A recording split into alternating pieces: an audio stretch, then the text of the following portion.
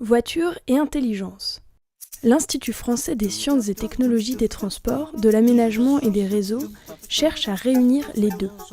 Mais comment ? On reprend d'une certaine manière les processus cognitifs du conducteur, c'est-à-dire la façon dont le conducteur humain lui conduit. Si on prend un exemple d'un véhicule qui tout d'un coup devant vous s'arrête brutalement, le conducteur va devoir prendre une décision. Est-ce que je freine brutalement ou est-ce que j'essaye de l'éviter ? Pour prendre cette décision, il a besoin de comprendre tout ce qui se passe autour de lui. Est-ce que derrière moi j'ai un poids lourd ? Est-ce que j'ai un motocycliste ? Est-ce que sur la file de gauche j'ai des véhicules ou est-ce qu'elle est libre ? Et en fonction de cette analyse très rapide et presque inconsciente et de son expérience, le conducteur va décider je fais un freinage brusque ou au contraire j'essaye de l'éviter. Eh bien, les automatismes qu'on met en place fonctionnent de la même façon. Pour cela, les comportements des voitures, des cyclistes et des piétons sont étudiés dans des simulateurs.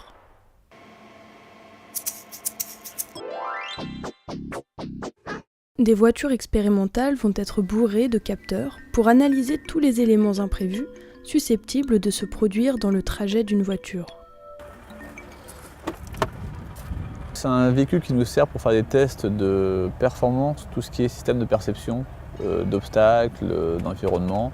L'automatisation permet aussi de réaliser des tests répétitifs sur des véhicules qui pourraient s'avérer fastidieux. Mais le plus simple ne serait-il pas de supprimer le conducteur ? Tant qu'on n'est pas meilleur que l'humain, on ne peut pas se substituer à lui.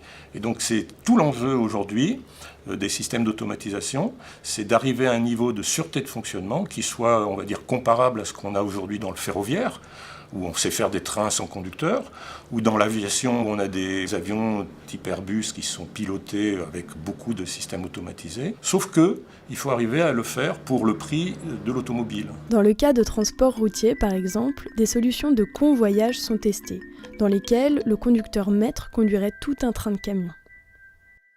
On cherche à percevoir l'environnement grâce aux capteurs embarqués. Mais ces systèmes autonomes ont une portée limitée, quoi. On ne peut pas aller chercher de l'information très loin du véhicule. Les systèmes optiques sont plutôt myopes. On ne peut pas aller plus loin avec une sûreté assez grande de 30 mètres, 40 mètres.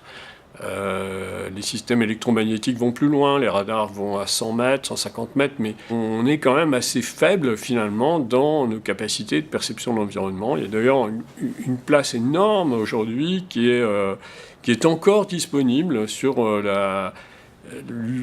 l'amélioration des capacités de perception depuis un véhicule, quoi. Les chercheurs peuvent s'y mettre, il y a encore une place énorme là-dedans.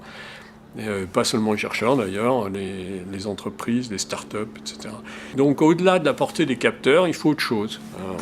Donc finalement c'est l'univers des télécoms et de la localisation. Donc les véhicules sont chargés de communiquer entre eux, ou avec l'infrastructure, avec des bornes placées sur l'infrastructure, ou avec maintenant le cloud.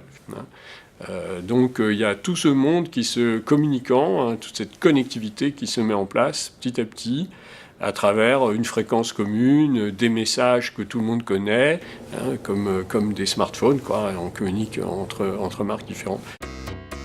Tout cela repose évidemment sur une électrification importante des véhicules. Leafstar travaille aussi sur le volet énergétique, comme par exemple des supercondensateurs permettant une recharge pratiquement instantanée. C'est des composants qui permettent de stocker très rapidement de forts pics de puissance ou de les libérer lorsqu'on a besoin d'accélérer à un moment donné.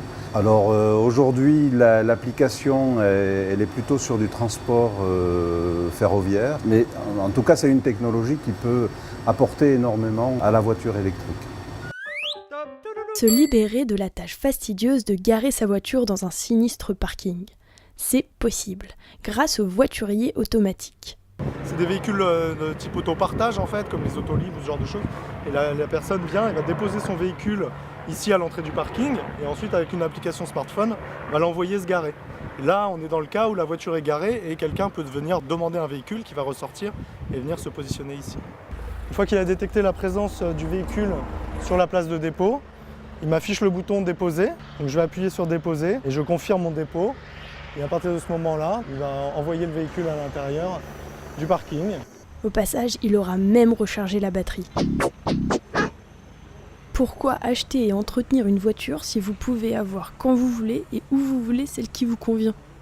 Fini les PV, fini les fourrières. Alors les urbanistes commencent à imaginer des choses du genre on n'a plus son propre véhicule, on n'a plus de parking, tout ça est situé dans un hub quelque part dans la ville, on a besoin d'un véhicule, on l'appelle, il vient en automatique en bas de sa porte, on utilise le véhicule en automatique ou pas, et puis on le laisse à l'endroit où on va et il repart en automatique dans un hub. Voilà, peut-être le futur un petit peu imaginé à travers quelques éléments liés à l'évolution de l'automobile, mais aussi des usages et des modèles économiques qu'il faudrait développer évidemment beaucoup plus. Ça roule.